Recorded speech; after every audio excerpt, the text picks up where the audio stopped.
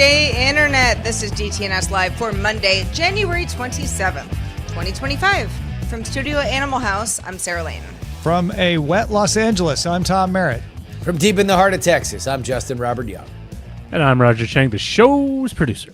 Daily Tech News Show Live is made possible by you. If you didn't make the show possible, we wouldn't exist. We would all just wink out like so many Marvel Avengers movie dust-made people. We'd wink out. Exactly. But thankfully, it was a snap for you to support us, Tim Deputy, Brandon Brooks, and Hector Bones. And we got two new patrons again, Pavel and Justin. Not you, Justin, right? No. Different Justin. I'm already Different a patron, Justin. so. Double the Justin. Justins. Popular Thank you, name Pavel, in the 80s. as well. Love it. Yeah. Well, welcome to DTNS Live, everyone. If you're joining us for the first time, this is the show where we discuss the tech news to help us all understand all of it a little bit better. Tom, you mentioned wet Los Angeles. Boy, did we have some rain this weekend. Indeed. And it was a good balance. We wanted rain because we hadn't had any since October, and we were desperately low on rain. But we didn't want too much rain because then you get mudslides. And I feel like everything. We're in the middle. Like there were a little bit of mudslide, but not horrible mudslides. So we'll take it. It was good. Justin Robert Young, how's everything going on in your neck of the woods? Well, we're starting to warm up a little bit. It's been freezing over the last few weeks here, so it's nice to get. We're just in mild sweater weather now, which is very pleasant. Mild sweater weather. I like it. Do you just wrap your newborn daughter around you for warmth? I carry her in my jacket like Paul McCartney in that Annie Leibovitz photo. That's what I do. Oh. Yeah. It's like a little heater. That's great. Well, for everybody who's watching the video stream, Tom, I like your sweater today. This is a fun mustard sweater. It is it's a, what do you call this style? It's like cable an knit? Irish thing. Cable knit. Cable knit. That's what I was, Yeah. I feel like as I get older, I'm just going to dress more and more like an old Irishman. Well, you need to go with the hat. What's not to You like? got- I you got to gotta change get. that. This is next. Got to go with the what is it? The new. That's going to be your final form. Your final form is that, and then as soon as you have the pipe, we know that you're within Pipes 5 at the years ready. of death. Yeah. It's just a couple steps away. Yeah. Well, as much as we like to talk about cable knit sweaters, which we do, and we will, at a later date, let's go ahead and start off with what we do on the show every day, and that's checking out the latest news. I'm not going to lie, folks. It was really hard for us to come up with stories that weren't DeepSeek, and we are going to talk a lot about DeepSeek. But the basis is DeepSeek last week released a new set of multimodal models that claim to outperform OpenAI's O1 model, DALL-E 3, et cetera, et cetera. The models are available for download from Hugging Face, are part of a new model family that DeepSeek is calling Janus Pro. Those are the DALL-E 3 ones. They range in size from 1 billion to 7 billion parameters. Parameters roughly correspond to a model's problem-solving skills, and models with more parameters generally perform better than those with fewer parameters. These DALL-E 3 related Janus Pro models are under an MIT license, meaning they can be used commercially without restriction. Yeah, we will be talking more about in great detail about DeepSeek. But before we do, RW noted in our subreddit that WhatsApp latest beta shows support for multiple accounts in the iOS app. You wouldn't need to have a SIM for each account like you do in the Android version of this app. Motang noted on the subreddit that the Kiwi browser for Android is shutting down. Had a posse, had a lot of people who liked it. It has already been pulled from the Play Store. It will no longer be maintained after the end of this month, which is, 3 or 4 days away. The one silver lining, although it's complicated, is that Kiwi's support for extensions has been ported to Microsoft Edge Canary. It's not straightforward how to do it, but it's there. It's very interesting.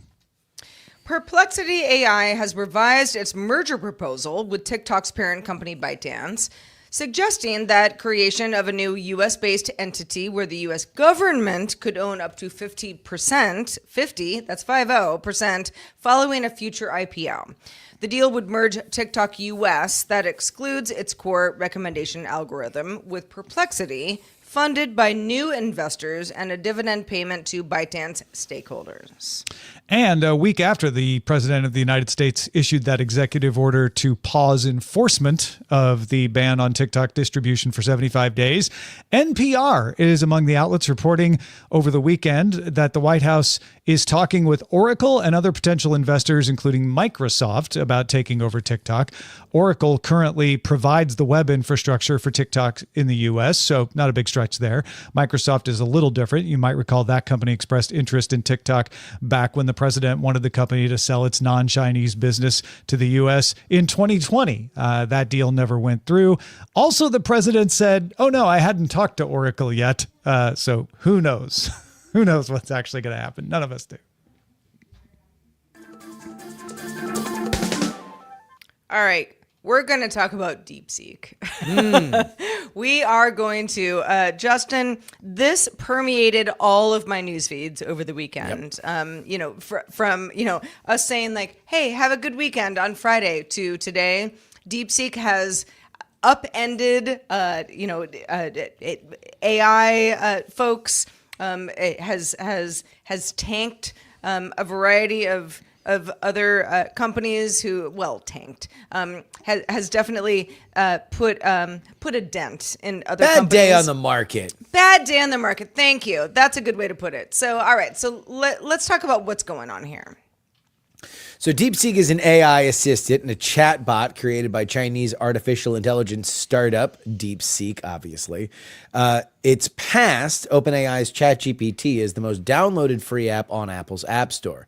DeepSeek claims that its open source R1 model the chatbot uses is equal to the performance of OpenAI's Frontier, ought to be best in the world, O1 model, but with reduced compute and data resources, lowering the cost to 3% to 5% of OpenAI's O1. That's big news.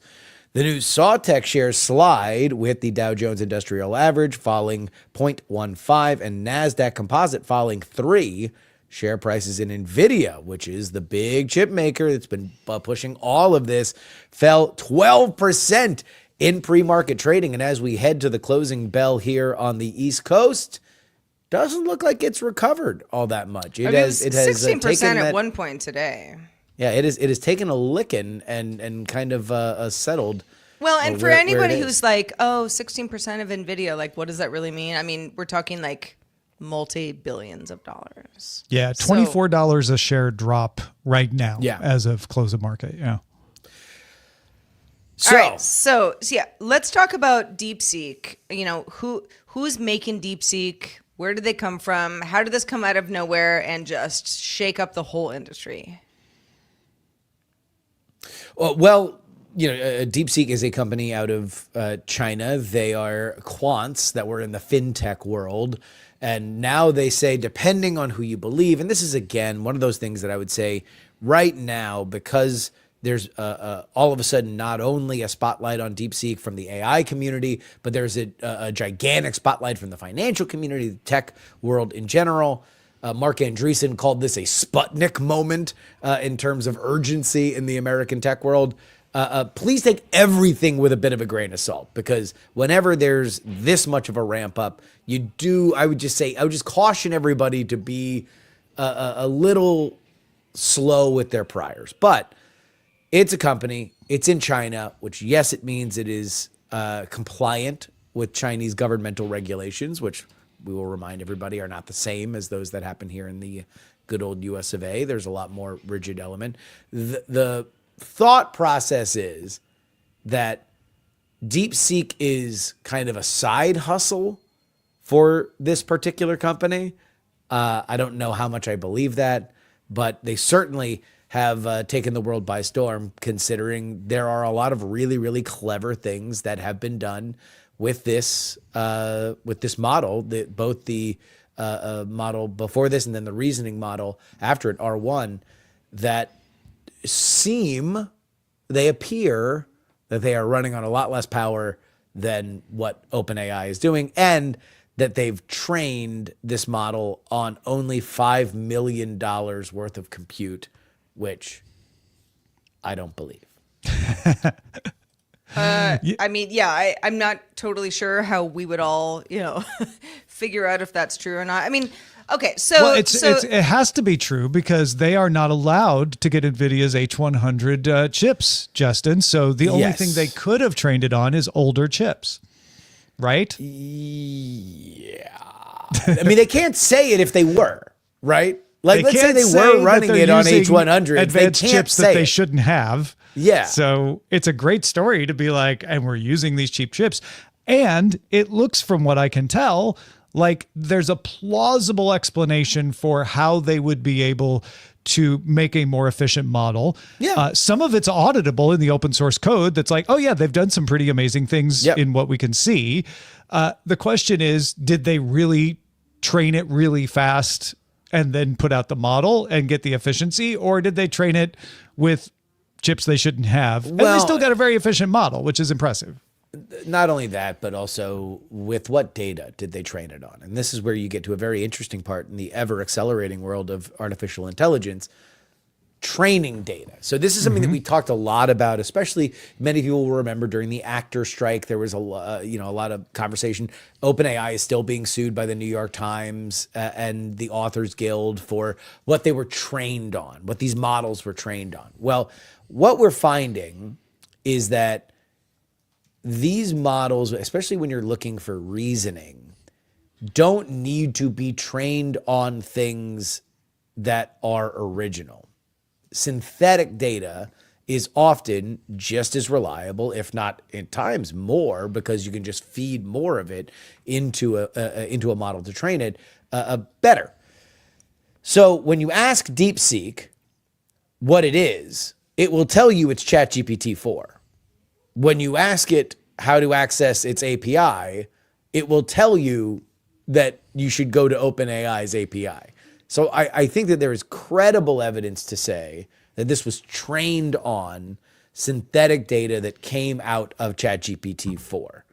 So there's that element of it. Now, whether or not that's fair or nice, it's certainly against the API rules for OpenAI, is kind of beside the point. The horse is out of the barn, and DeepSeek would not be the first to do something like this with either any of the frontier models.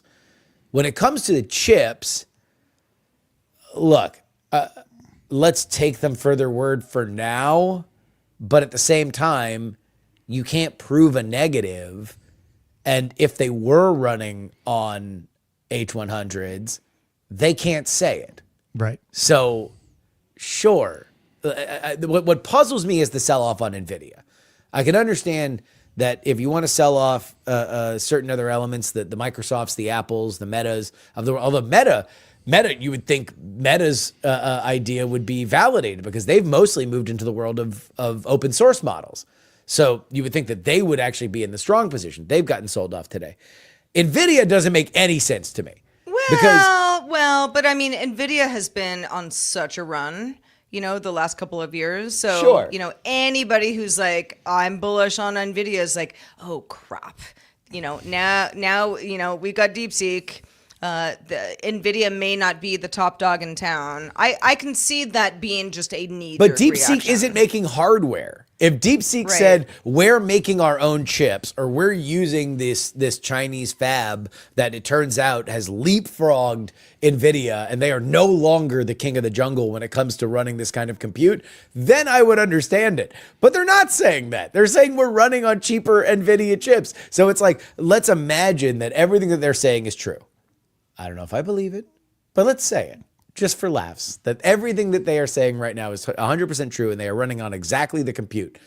Do you think that means that we are going to be buying more chips or less? Because I think it means you're going to be running more. More people now will be able to run more stuff on less. And if you can run that on the cheaper chips, imagine what you can run on the bigger chips. Well, speaking of, being able to run, all the stuff that's underlying, I think one of the big stories, at least as of Monday morning, was DeepSeek's iOS app topping ChatGPT in the free app category. At ChatGPT is for anybody who pays for ChatGPT Pro or a different plan. You're in a different category, but many of us, myself included, use ChatGPT for free. And so DeepSeek, becoming the free app that trumps, no pun intended, ChatGPT on the iOS App Store anyway. That's pretty significant. Is it? Is it? Yeah, I think it is. Today? How many times have we done this story? App rockets to the top of the charts. It's like, well, app rockets to the top of the charts that no one heard about a week ago. I think that's significant. But it Like doesn't Red take Note. a lot. It doesn't take a Red Note. lot to rocket up the charts. It takes new signups to rocket up the charts. So you are more likely at your initial outset to do it than you are anytime going forward. Now, if DeepSeek is still at the top of the charts in a week, it is a more impressive story. And I'm not saying it's not a story. It is a story. But we've all been in this game for a while. There's a lot of silly things that rocket up to the top of the chart. Remember the face tune or the face swap thing or the one that made you look old? That rocketed to the top of the charts for a little bit. Like the silly things often do it. And I'm not saying that DeepSeek is silly. I do think that there is a lot of really, really interesting. This is a fascinating AI story. And I do think that a lot of people should pay attention to it. It deserves to make ripples in the market. But number one on the free app store. Good. Interesting. If it stays there, it'll be more interesting, is all I would say. Yeah, my point is a lot of people are interested.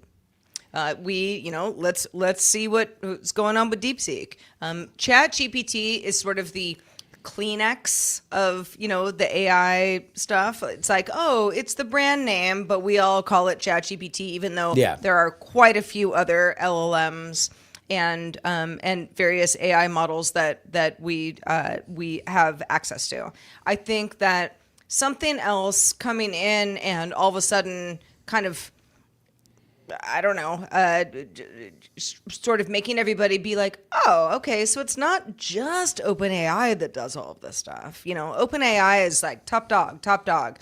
Well, maybe not. But I think the story here is that this model caught the attention of the industry, of the developers, because of how efficient it claimed to be. And that when you look at the source code, because it has an MIT license, because it's open source, and you can look at it, you see what they're doing. You see some really clever tricks. And so that made a lot of people take notice and say, hold on, the narrative now is Chinese company restricted to lesser chips, forced to innovate and come up with an efficient model that is at par with what OpenAI just released in September. That's crazy. So that's where the story was on Wednesday. And then over the weekend, somehow it goes viral. Somehow it becomes the new Red Note. Of like, oh no, everybody's talking about it. Influencers are talking about it. People who don't pay attention that, there's Claude and there's Llama and there's Gemini are suddenly going, whoa, this is just as good as ChatGPT, except it isn't better than ChatGPT unless you take into account that efficiency, which most people don't care about. So I saw a few people dragging it over the weekend saying, well, it got this wrong and it got that wrong. Also, not for nothing, on Friday's DTNS briefing, we mentioned the people finding that you can't ask it about Tiananmen Square. You can't ask it about things that are government-aligned responses because it is based in China, so it's following Chinese restrictions. And I think what Justin's pointing at is it's having a viral moment, right? So, Sarah, you're right. Like, it's got a lot of interest. Whether it actually sticks around and becomes something that is like ChatGPT, had a viral moment and stuck around because it's good, or whether it's Peach or Red Note, where it's like, oh, remember when everyone signed up for that? No one uses that anymore, remains to be seen. And I think then there's a separate story of if they are actually doing really interesting stuff with efficiency that is open source, can Llama from Meta duplicate that? Can OpenAI duplicate that? And suddenly leap even farther forward because they have more compute resources to throw at it. Yeah, and I think that that's, to me, this part of the story is we are in an exceptional drag race moment, the likes of which I can't remember in technology in my lifetime. Even the internet was slower to develop. Mobile technology was far slower to develop. This is every single day we have sometimes game-changing elements to this technology. And in the same weekend where OpenAI releases Operator, which, spoiler alert, is like gonna be the future of a lot of automated tasking, you have DeepSeek, which gets even more attention. And it should, because there is a lot of stuff that is very clever here. We have to wonder exactly where and when, how these ideas made their way to DeepSeek, but that's a question that we can ask. You got a little piece of tinfoil sticking in your hair. There, look, I'm just saying. I wonder. Yeah. I'm sure that they're very, very clever people. Jeffrey Emanuel on his blog had a really good breakdown of a lot of this as part of a larger post about NVIDIA, and it really helped me understand some of the interesting verifiable things they're doing, where they're taking indices and saying, well, before you just store the whole indice, but you don't need the whole indice. So what if we are able to tell what the important parts are and just store that? That is the kind of thing that they use in chip compression all the time to improve performance. And so, somebody going like, hey, why don't we take that and use it over here? Makes sense. Whether they borrowed it from somewhere else or did it themselves, whoever came up with the idea, it's a great idea. And they're executing it well. And this model does work well. There's some other efficiencies that are like, oh, you can get more out of smaller parameters because you operate it this way when you're calling the queries, dividing it up. I thought this was pretty interesting. They divided up into nodes that are specialized agents for particular kinds of queries, and then created a system to really quickly be able to tell, oh, it's this kind of query, send it here to this node first and then to that node, so that we don't have to pull all the parameters every time. Yes. There's some really good efficiency going on here. But going back to your point earlier, Justin, that everyone can see how it's done. Now everyone can use that efficiency. And yes, I can do an O1 style model on two NVIDIA 4090s for $2,000 instead of $40,000 worth of H100s. But what if I did have $40,000 worth of H100s? What else can I do? Yeah, and that's to me why the NVIDIA side of this never really made sense to me. Still does not make sense to me. Like, I have no idea why it did not rebound in a larger way, except to say that everyone is confused right now. We are in a world where the frontier of this technology story is moving faster, certainly, than the mainstream. And I think it's moving faster than Wall Street. People don't really wrap their head around it, and they are looking at it and in the lens for which they are the most comfortable. But does that mean to me that this indicates that we need less chips or less powerful chips? I mean, no. At worst, it could mean we won't see the acceleration in the demand for chips quite as fast as we expected it, right? And that could cause some people to go like, well, if it's only going to rise 200% instead of 300%, maybe I'll reduce my position, but that's just going to make somebody else go like, well, it's still going to rise 200%. I'm in. I'll buy it at the lower amount. I've looked at NVIDIA in the same way that I looked at kind of the rise of AWS and online storage and stuff like that. It's like there's been a million different breakthroughs on how to use that more efficiently. Has that made people buy it less? No. Yeah. It's made people buy it more. It's made people think of ideas that demanded, we're out there talking about like, we might not have enough compute to satisfy all this. We might not be able to have enough energy to power what we want to do with this. And so somebody coming on with an efficiency algorithm, cuts that down and says, oh, well, maybe we do have enough compute. That's good news. And that was part of what people were saying is, well, don't worry too much about the energy because we'll come up with more efficient ways of doing this. And here's an example of that happening. Probably not the last one either. No, nor is it going to be the way that we can push this further, that we can redline this more. And also, we're building on the idea that they are not using H100s, which We don't know. And they couldn't tell us if they wanted to tell us. They were I transparent. mean, they could if they wanted to. Not if they want to. Not if they want to keep doing things. They Yeah, don't want they could, to. and then they would be shut down as a business. So, yeah, there is that, or at least they'd be shut down from working with U.S. companies, which is part of their success. That's what they want to do. Is that they're able to get U.S. users. I was not able to get it to say it's ChatGPT, so maybe they fixed that. It keeps telling me it's DeepSeek, and it's only DeepSeek, and its API is DeepSeek. Interestingly, I did say, what is Tiananmen Square? And it gave me a very Wikipedia, it's the largest area in Beijing. Gotcha. It's historical.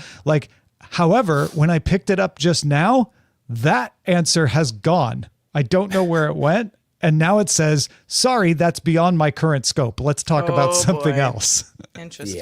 Yeah. Yeah. So I don't like that topic. Let's talk about I know I something else. answered it, but since you've been gone. Well, I mean, that's the thing is that you can see it answer, and then the you can watch its reasoning metal. Yeah. If you want to know a little more about the chain of thought and everything, I covered it a bit on DTNS briefing this morning in that episode, and I'm going to talk to Andrew Main this afternoon and get some more details from him about what he thinks about all of this too. Moving on a little bit, Canadian developer Daniel Supernaut has launched a Kickstarter to fund the increased development of federated social media apps. You might say, I like the idea of a federated verse. Yes, a Fediverse. Supernaut hopes to raise as much as $1 million to create a small team to speed up the development of the image sharing app PixelFed, video sharing app Loops, and messaging app Sup. So he's been around for a while, as well as PubKit, which is a tool set for Fediverse developers. If he meets his stretch goal, he says he intends to register the PixelFed Foundation as a not-for-profit. This is a response, I think, to I can't remember now off the top of my head, the people who were uniting to help fund more Blue Sky nodes.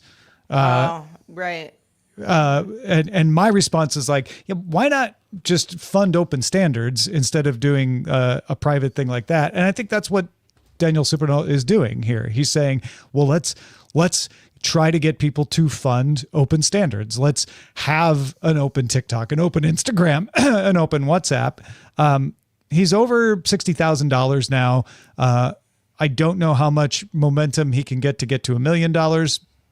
He's met his goal to do what he wants. Yeah. It's the stretch goal of $1 million that he may or may not get to. But I have wondered why there wasn't more effort put into creating some momentum behind these open standards. So I'm glad to see that he's doing this. Well, and PixelFed and Loops has been around for a while. I know a lot of our audience is aware of the stuff. So in that sense, definitely a lot of folks, happy to make the cause the cause. Yeah, good on them. God love them for funding open standards. What are you saying, Justin? No. I mean, look, they can fund open standards. It's good. I'm glad that open standards exist. I'm glad that these things exist. But it always is just curious to me, the idea of, well, if you build it, they will come, right? As opposed to understanding how the communities, the human element of these social media platforms tend to exist. They exist because they have a personality, and the open standards communities tend to be, I forget who said it first, but the definition of a nerd is somebody who gets on a telephone to talk to somebody else about the telephone. And that I feel like is the general vibe of these communities. At the same time, I think we've been talking about this on the show for, well over a year now. The Fediverse was this promised, you have the community that you choose. Yes. You build the community that you choose, not the community that something like Meta or X or, Instagram, whatever that is, you can make it your own. And that is true. That is 100% a thing that is available to all of us today. But I think a lot of folks are like, well, but where is everybody? Because that's the problem. It's where is everybody? If you have all of this power to use the Fediverse in a way that makes your experience what you want, how does that help somebody else find you? Every open platform is a nerd platform until it catches on and gets popular. Just like every app is Peach until it catches on and becomes Facebook, God, right? Peach. Like, and so I think what Supernull is doing here is trying to get it to be popular, right? It's not just raising the money. It's you go to Kickstarter specifically because you want that promotion algorithm to get more people to talk about this and be aware. Oh, there's an open Instagram Fediverse app, Pixel Fed. I didn't know that. Maybe I could build a business on it.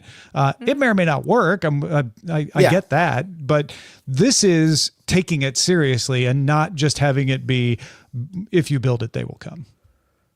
Yeah, I hope it works. Well, it will only work if people want it to work.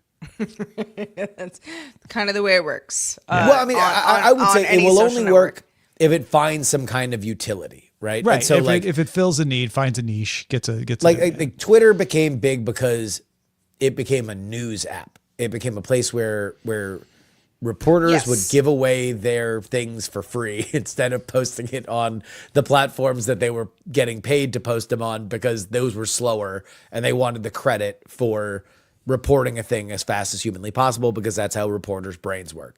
Snapchat became a way that a certain generation talked to each other.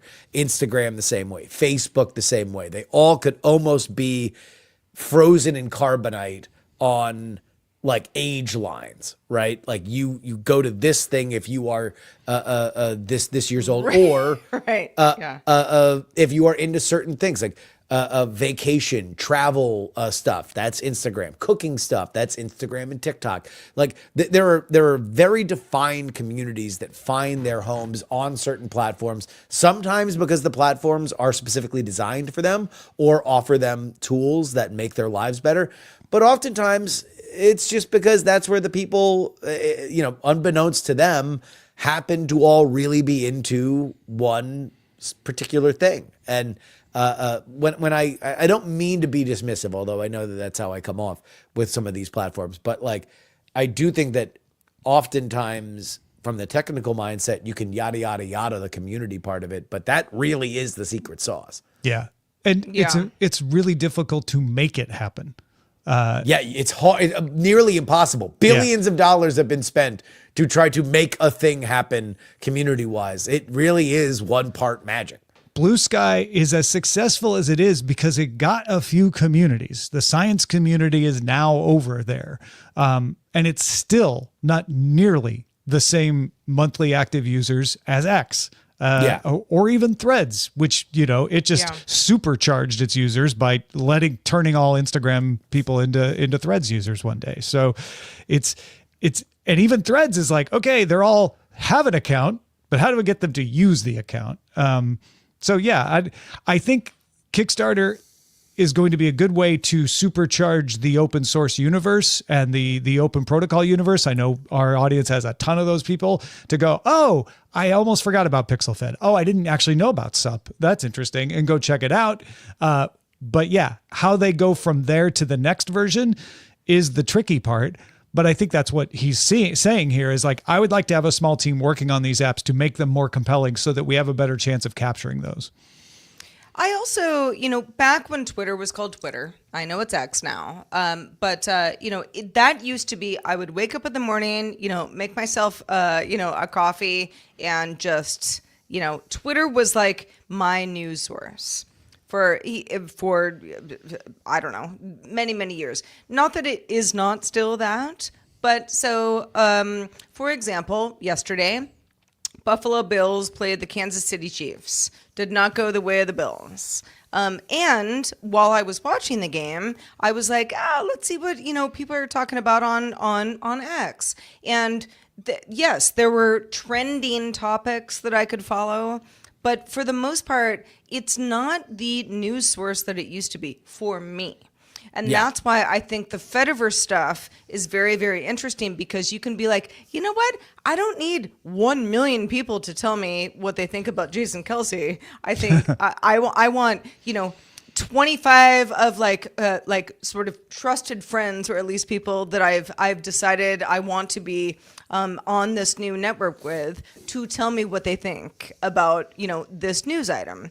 And that is, it feels like going back to the basics to me. And if people want the basics, then it'll be popular. But we don't know. I mean, I say that genuinely. It's fortunes have been spent trying to make those guesses, and it takes a lot. Well, this is one of the many stories that we see pop up on our subreddit. If you aren't part of that community, you probably want to go check it out, because there's just really good news from people who are passionate about technology posting there every day. And you can vote on those stories. And when we see it getting a lot of votes, we pay attention and go, oh, that might be something we need to pay attention to, something we need to talk about. You can submit stories and vote on them at reddit.com/r/Daily Tech News Show. All right, Tom, multiple YouTube viewers say they're getting served hour-long ads on YouTube without an option to skip them. Doesn't sound fun to me. So what's going on here? So the background, if you're like, wait, hour-long ads? That's not the headline. YouTube has had hour-long ads for a long time now. I first became aware of them when our friend Chris Ashley was complaining that he was working out watching YouTube, and suddenly an hour-long ad came on, and he couldn't skip it because he was working out and he couldn't get over to the remote. He'd left the remote across the room and he was so annoyed by it. But YouTube's official policy is every ad has a skip button unless it's 15 seconds or less. It used to be every ad had a skip button, but now it's 15 seconds or less. You don't have to have the skip button, but anything longer has to have a skip button. So these people saying, I'm getting hour-long ads without a skip button, obviously they can reload the page if they're on the web, or they can just kill the app and restart. But that's annoying too. Why does it not have a skip button?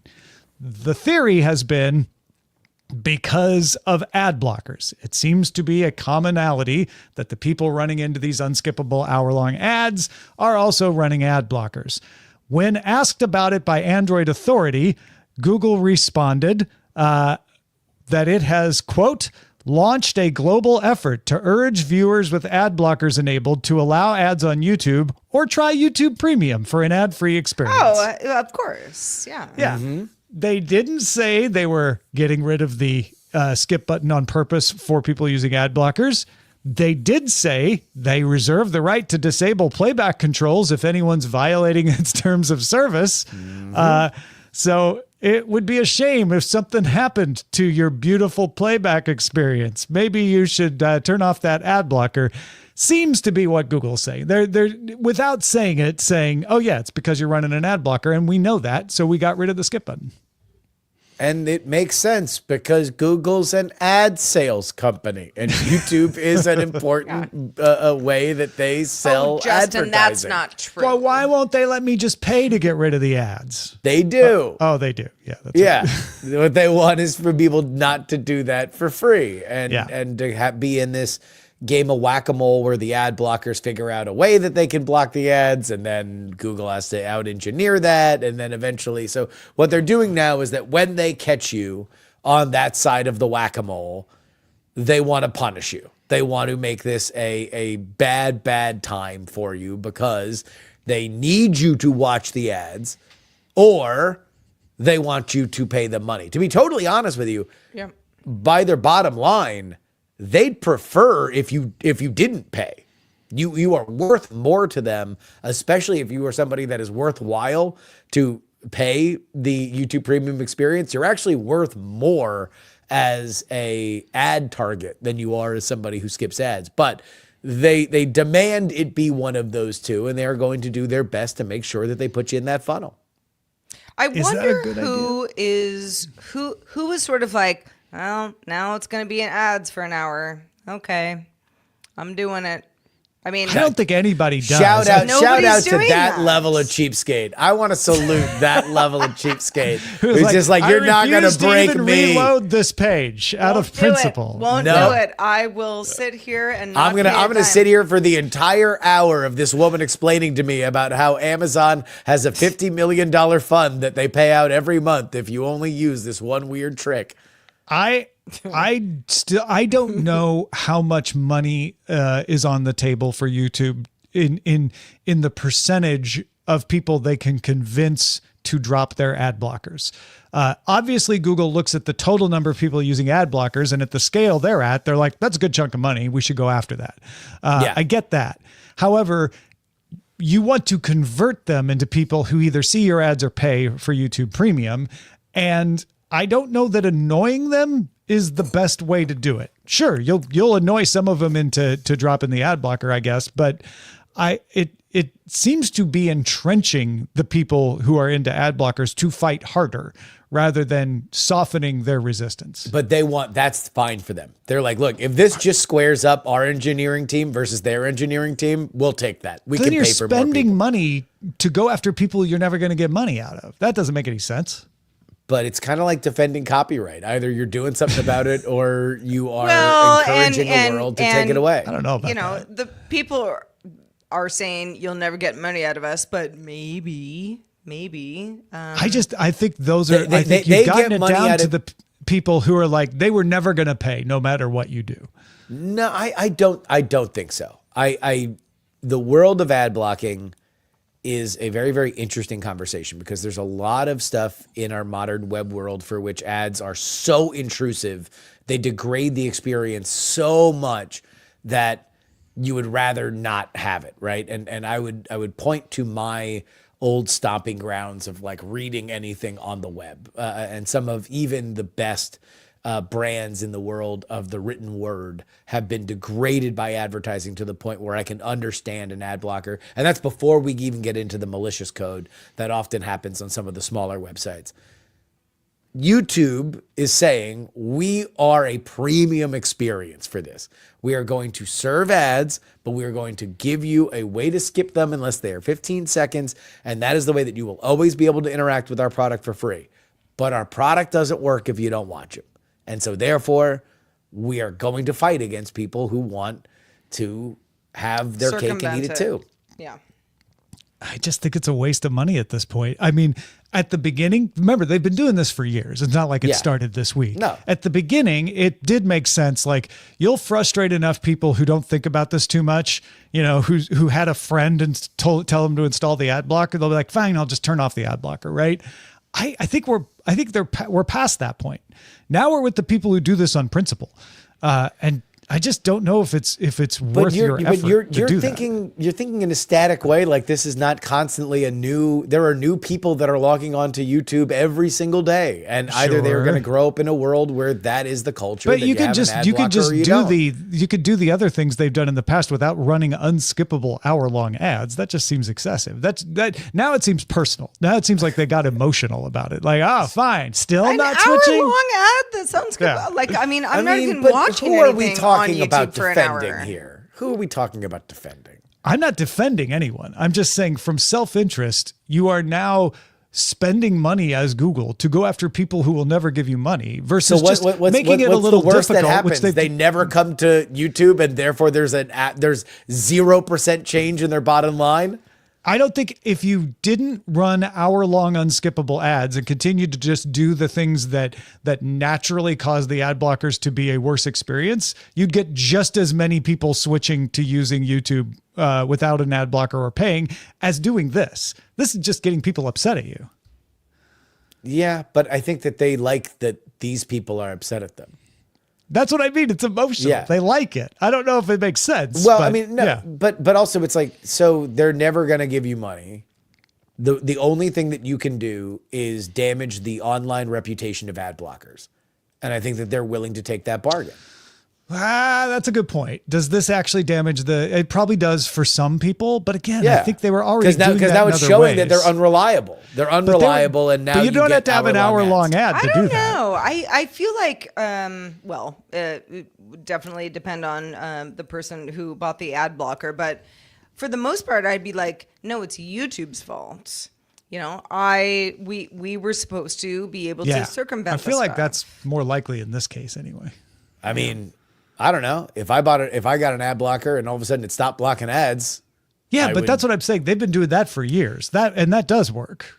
No reason to take it further. I mean, they're not wizards, the ad blockers. It's like No, I know, yeah, but again, each time that somebody thinks an ad blocker is not good, is not perfect, is a benefit for YouTube.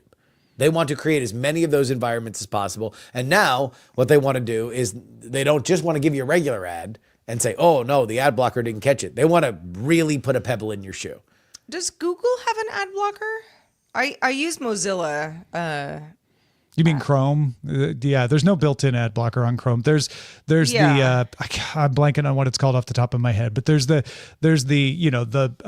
safe harbor thing where you can say just aggregate my data, don't identify me directly, but not there's no actual ad blocker. No. Yeah. Well, Plenty of ad blockers on Safari though. I mean, you can get ad blocker extensions. They're just not made by Google. Yeah. All right. Before we get out of here, let's check out the mailbag.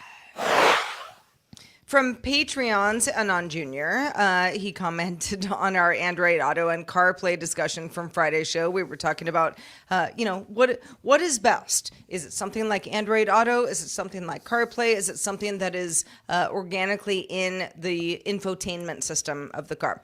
Anon Jr. says, I trust Android Auto and CarPlay to secure my data a lot more than I do the automakers. And after hearing about all the data automakers are selling, I'm not sure I want to hook up my phone and give them more. Yeah. They're going to get it anyway. That's the truth. Yeah. If you're driving the car and it's connected, I mean, you could not connect it. That would be one way to also your car is the least of your worries when it comes to, I mean, like the fact that your cell phone pings different towers and you can get identified based on stuff like that is the probably other thing. the larger. Anything on your phone is getting shared more so than just what your phone shares with your car. Always everywhere. So the bigger thing that you want to focus on is that the UI stinks on the ones that are built into the cars, and they have less people that are working on it. Android and Apple are designing these experiences, and they're far more easily updatable than anything that's hardware driven on the cars. So I don't know. It's just it's the way that it works the best. Mike emailed some thoughts about the same discussion, specifically about the parallels between car audio and car infotainment industries, because we compared, I think it was Roger was comparing the aftermarket of car stereos going away as car stereos got better in cars. Mike said, I used to be really into car audio in my younger days and wanted to share my thoughts on your recent conversation about the demise of aftermarket head units. Auto manufacturers did eventually improve the quality of their units, but I think the main reason people stopped replacing them isn't auto quality improvements, but form factor changes and integration of car-specific features. Most cars no longer have a standardized head unit and also include things like heat and air conditioning controls. These changes made it basically impossible to upgrade. So most people just accept what the manufacturer provides in terms of audio quality, and I bet the same thing will happen with software. Vehicle manufacturers will make improvements, and people will eventually decide it's good enough and stop wanting CarPlay or Android Auto. Well, I mean, we'll see. We'll see. I kind of doubt it. I think that we've locked ourselves into the experiences that we want to have with our apps, and having that's another thing. Giving a developer playground to have the window into some of the apps that you play around with the most at the touch of your fingers, without having to worry about the developers developing for each different car system.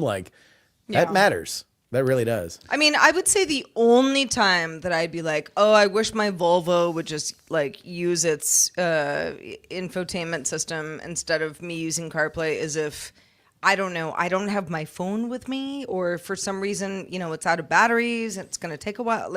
I mean, No, in almost no situation where I would be like, oh yeah, let's trust Volvo.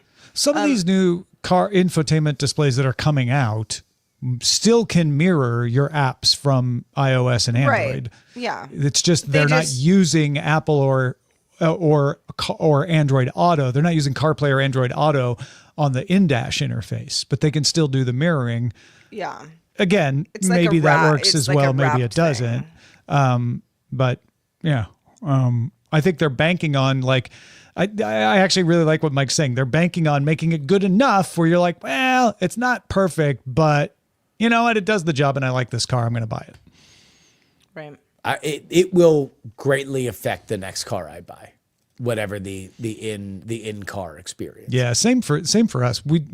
We have old cars. None of them have CarPlay or Android Auto, so I'm very much looking forward to buying another used old car that has CarPlay or Android Auto because I'm 5 years behind everything else going on, and I'll let the rest of you early adopters in the car world, play around with these new ones.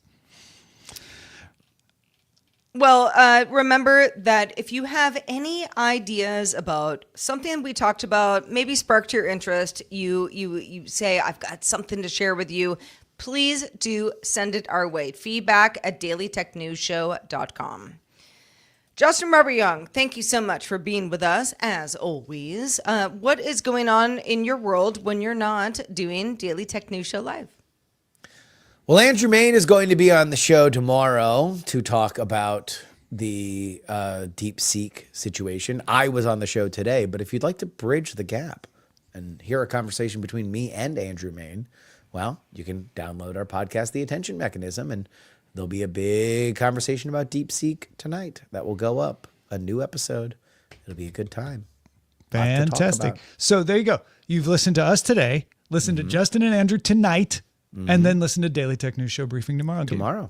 Yeah. You'll get all 720 degry picture, not just 360. Yeah, 720. exactly. And you can run it on a more efficient chip. Yeah. Exactly. It's like being on a merry-go-round. You're going to run it on an old sound design. I don't know.